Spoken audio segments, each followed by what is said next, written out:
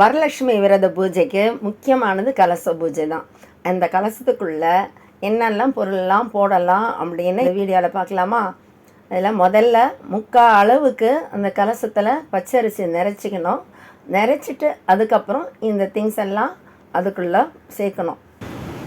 Gold coin இருந்ததுன்னா gold coin போட்டுக்கலாம், வெள்ளி காயின் இருந்தாலும் வெள்ளி காயின் போட்டுக்கலாம். வெள்ளி குங்குமச்சமிழில் இந்த கோல்டு காயின்ஸ்லாம் இதுக்குள்ளே போட்டு இதுவும் சேர்த்து அதில் போட்டுக்கலாம்.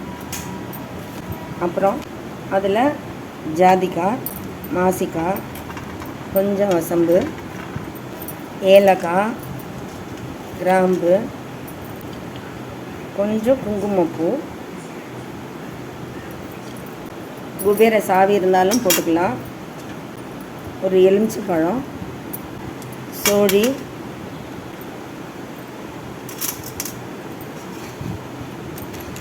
கோம்பட்டி சக்கரம், குன்றின் மணி கொஞ்சம், காதோலை கருப்பு மணி,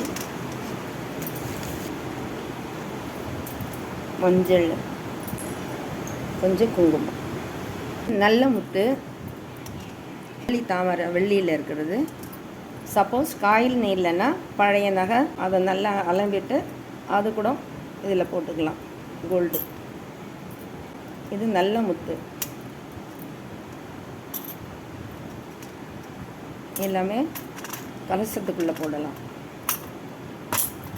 எல்லாத்தோட கொஞ்சம் பச்சை பருப்பும் அதோடு சேர்த்து கலசத்தில் சேர்த்துடணும். இவ்வளவும் கலசத்துக்குள்ளே போட்டுட்டு